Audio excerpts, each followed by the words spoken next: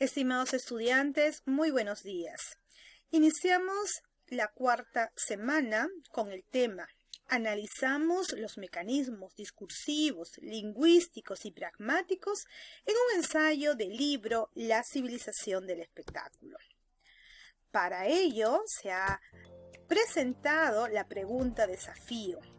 ¿De qué manera los mecanismos discursivos, lingüísticos y pragmáticos desarrollan la opinión del autor en un ensayo del libro La civilización del espectáculo? Para dar respuesta a esta pregunta, el propósito de aprendizaje es reconocemos estos mecanismos e inferimos la relación con las ideas que se presenta en la obra. La evidencia que se va a presentar es el subrayado de los mecanismos ya presentados con anotaciones al margen sobre la relación que se establece entre estos mecanismos y las ideas del autor.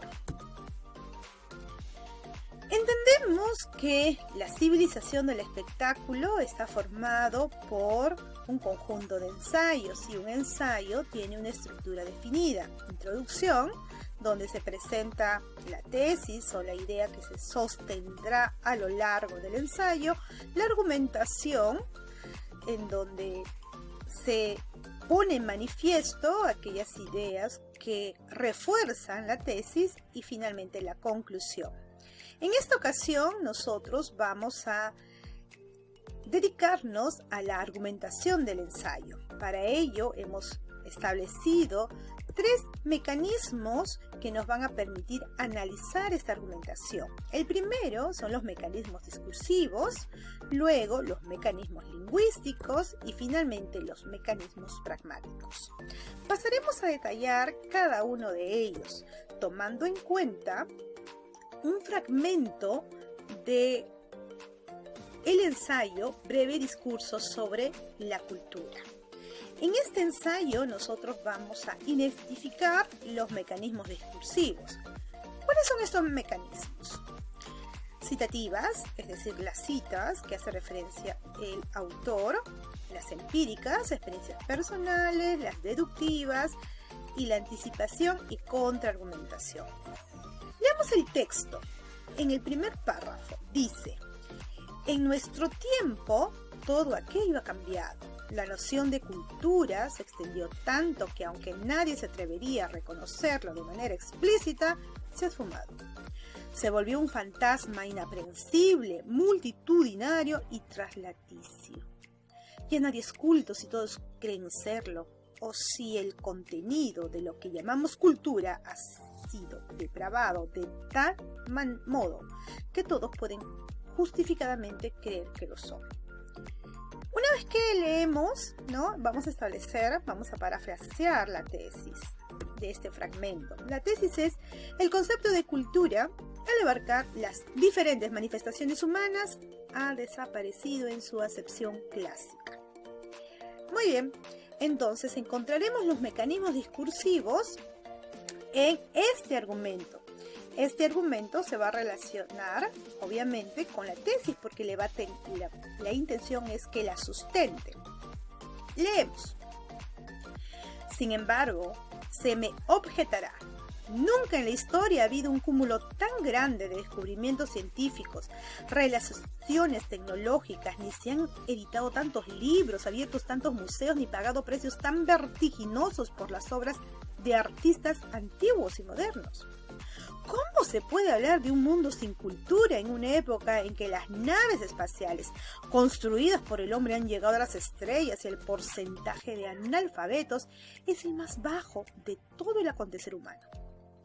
Sí, todo ese progreso es cierto, pero no es obra de mujeres y hombres cultos, sino de especialistas. Y entre la cultura y la especialización hay tanta distancia como entre el hombre de Cro-Magnon y los sibaritas neurasténicos de Marcel Proust.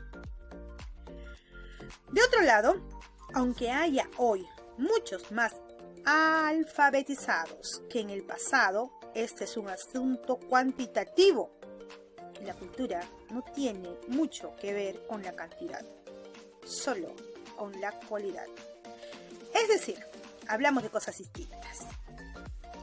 A la extraordinaria especialización a que han llegado las ciencias se debe, sin la menor duda, que hayamos conseguido reunir en el mundo de hoy un arsenal de armas de destrucción masiva con el que podríamos desaparecer varias veces el planeta en que vivimos y contaminar de muerte los espacios adyacentes. Se trata de una hazaña científica y tecnológica, sin lugar a dudas, y al mismo tiempo una manifestación flagrante de barbarie, es decir, un hecho eminentemente anticultural, si la cultura es como creía Thomas Eliot, todo aquello que hace de la vida algo digno de ser vivido.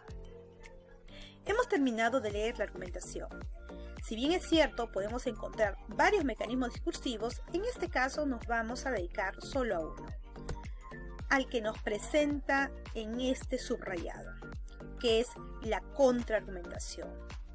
La contraargumentación surge previo a la anticipación, es decir, el escritor se anticipa a la futura objeción que pueden poner sus adversarios ideológicos contra la idea que él manifiesta. Ustedes lo que tienen que hacer es identificar ese mecanismo discursivo, en este caso el contraargumento.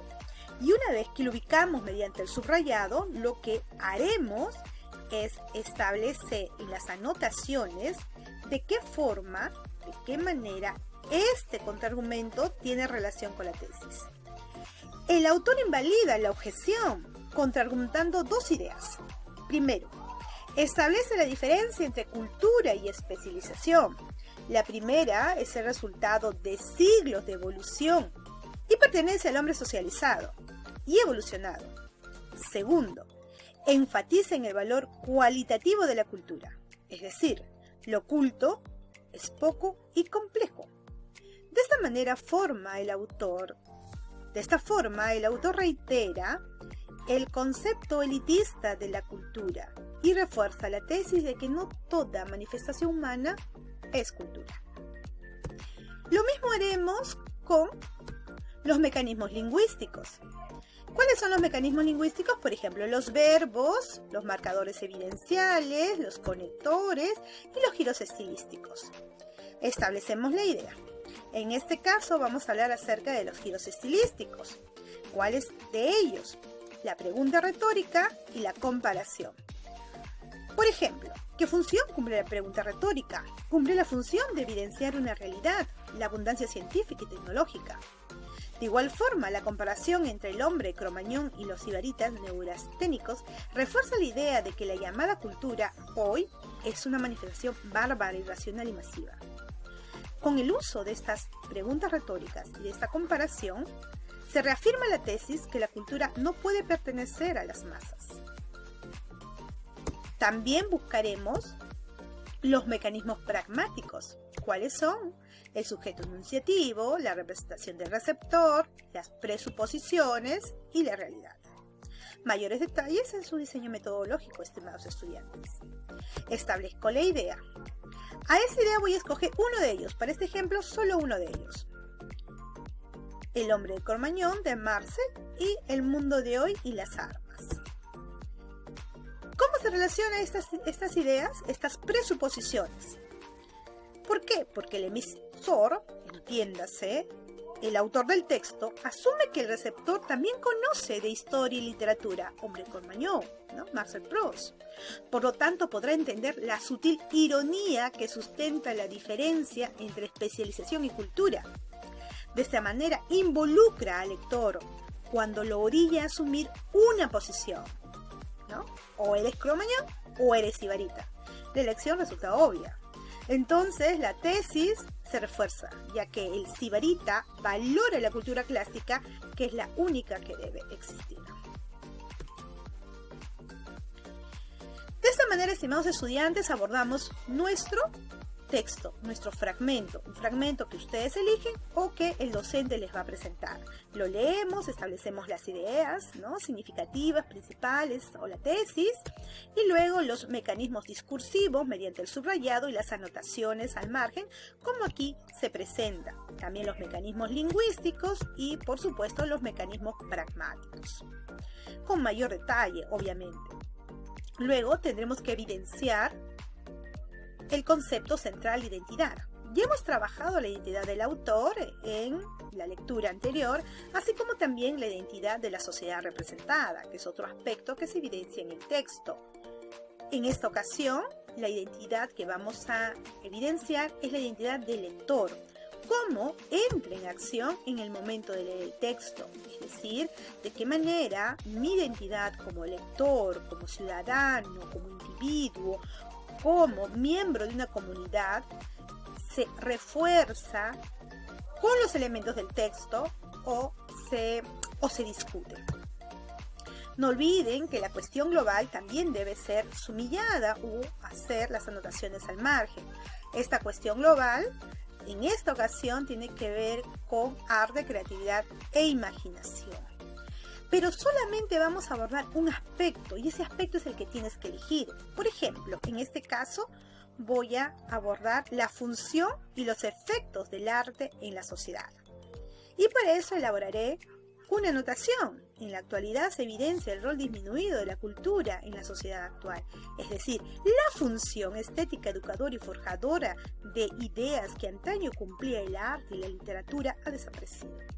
El autor afirma que el efecto en una sociedad que no fomenta la literatura o el arte es la barbarie y la extinción, ya que estas manifestaciones son el contacto del individuo con el legado ancestral que da sentido al concepto de humanidad. Una vez que terminamos la cuestión global, ¿no?, terminamos el concepto, entonces hemos hecho un análisis profundo del texto.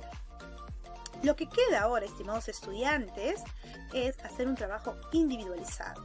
Lo primero que debemos hacer es leer el velo islámico de manera autónoma.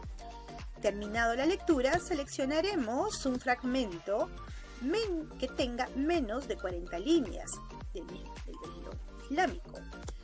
Reconoceremos los mecanismos que hemos estudiado mediante el subrayado y las anotaciones tal y como se ha presentado en el ejemplo. No olvidemos también tener en cuenta el concepto central de identidad y la cuestión global.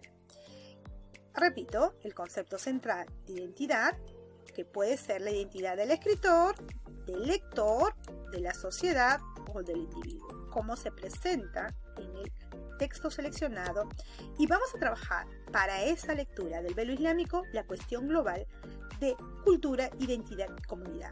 Les recomiendo, estimados estudiantes, que hagan una lectura profunda y detallada y escojan algún aspecto que les permita relacionar la lectura con la cuestión global que aquí se les presenta. Muchas gracias.